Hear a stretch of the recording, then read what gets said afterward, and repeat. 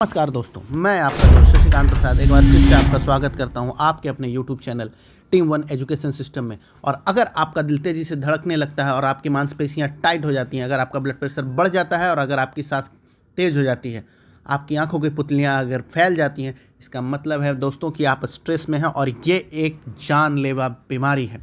Stress एक mind and body का condition होता है जिसमें आदमी की जान भी जा सकती है। अगर आप तनाव में हैं, तनाव कई तरह से आपके स्वास्थ्य को प्रभावित करता है। यह आपके मूड और बिहेवियर पर असर डाल सकता है। तनाव के कारण शरीर को ऐसी ऐसी समस्याएं होती हैं जैसे कि सर दर्द, पेट खराब होना, लगातार पेट खराब रहता है अगर आप बहुत ज़्यादा प्रेशर में होते हैं तो, हाई ब्लड प्रेशर या सीने में दर्द जो कि आगे चल कर के हार्ट अटैक तक हो सकता है।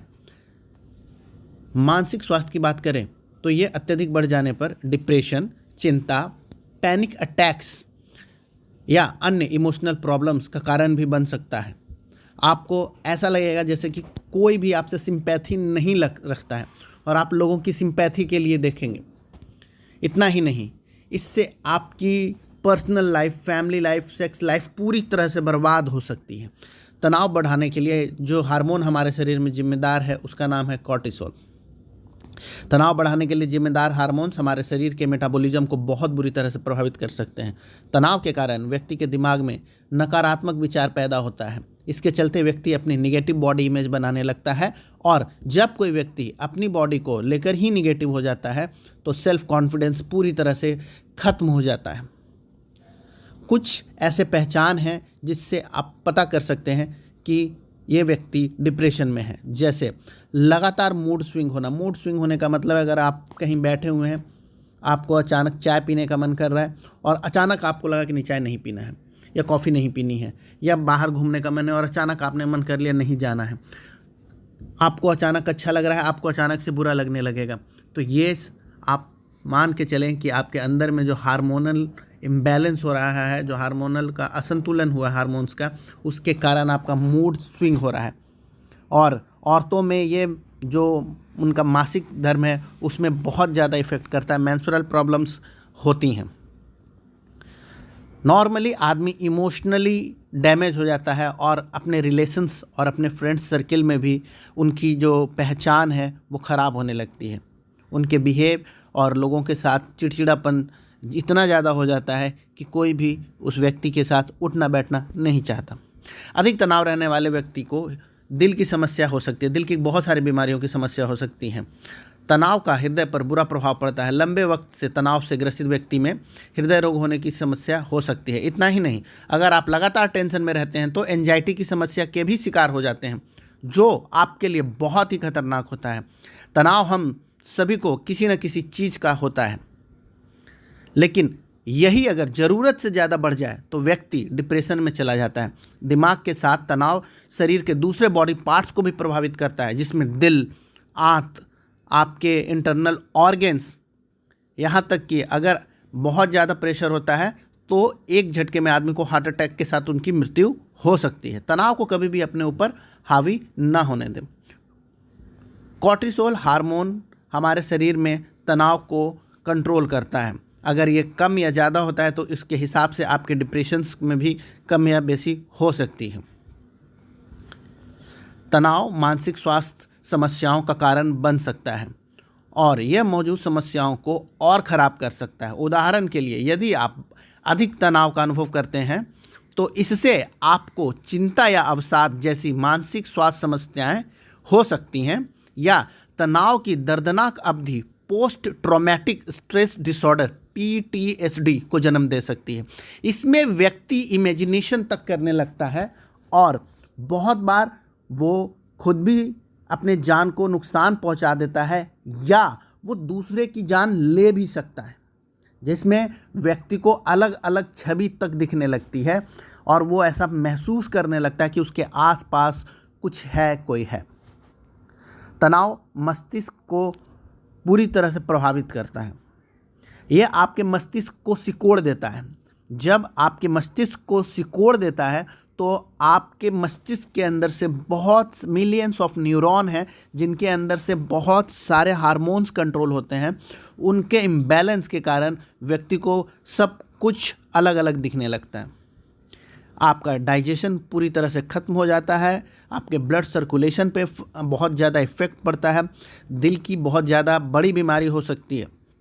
और ऐसी स्थिति में कुछ ऐसी चीज़ें हैं जो हमें बहुत ध्यान से करनी चाहिए, देखनी चाहिए स्ट्रेस से बाहर आने के लिए। इसके बारे में हम वीडियो के आखिरी में बात करेंगे।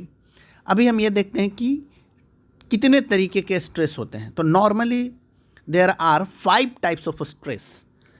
स्ट्रेस के 5 प्रकार होते हैं: environmental, postural, emotional, dental and nutritional. ये अभी का सबसे लेटेस्ट रिसर्च है जिसमें ये निकल के आया है कि स्ट्रेस 5 तरीके के होते हैं। अगर हम इन्वायरमेंटल की बात करें तो इन्वायरमेंटल का मतलब होता है कि जो भी चीज़, जैसे हम भोजन करते हैं, हम कपड़े पहनते हैं, हम फर्नीचर्स अपने घर पे रखते हैं जिसमें हम उठते बैठते हैं, ये सभी कहीं ना कहीं किसी न किसी केमिकल को एक्सपोज होकर के बनता है और हमारा बॉडी वैसे केमिकल्स को रिएक्ट करता है जो हमारे बॉडी के लिए नहीं बना है। और ऐसी स्थिति में उस चीज़ को मैनेज करने के लिए हमारा ब्रेन हार्मोन्स रिलीज करता है, जो कि अगर बहुत ज़्यादा अगर आप केमिकल एक्सपोजर्स में रहते हैं तो आपको इन्वायरमेंटल स्ट्रेस हो सकता है। पोस्चरल स्ट्रेस जो दूसरा है वो है पोस्चरल स्ट्रेस। पोस्चरल स्ट्रेस कहने का मतलब है कि बहुत बड़े एक डॉक्टर हैं, डॉक्टर रॉन एलर्च, वो कहते हैं कि जो सिटिंग है इज़ ए नेक्स्ट स्मोकिंग।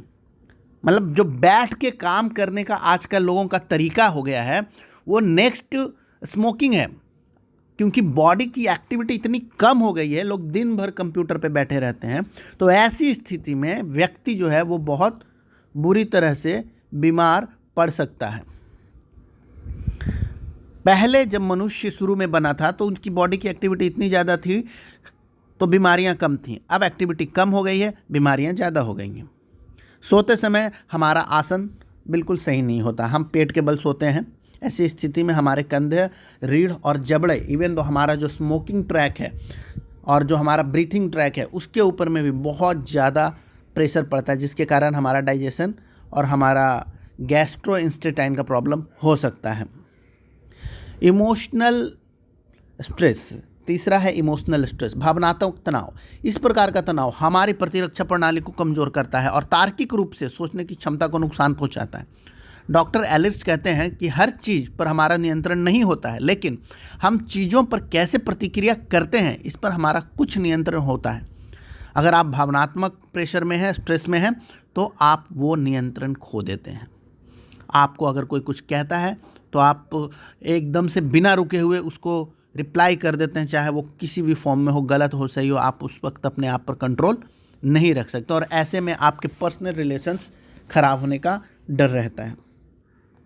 जो चौथा स्ट्रेस है वो है दांतों का स्ट्रेस। जी हाँ दोस्तों, ये थोड़ा सा बहुत ही एडवांस रिसर्च है कि दांतों का तनाव आपके मुंह का आकार और आकार आपके ऊपरी जो ब्रीथिंग सिस्टम्स हैं उनसे, जब अगर आपको ब्रीथ करने में प्रॉब्लम होता है या आपके मुंह में किसी तरह का इस तरह का प्रॉब्लम हो, जैसे कि मसूड़े की बीमारी हो या दांतों में कोई बहुत ज़्यादा दर्द होता है, तो वो सीधे हमारे दिमाग को संकेत भेजता है और ऐसी स्थिति में दिमाग एक हार्मोन रिलीज करता है और अगर दर्द ज़्यादा बढ़ता चला गया तो ये एक स्ट्रेस के रूप में आपकी बॉडी के अंदर स्टे कर जाता है।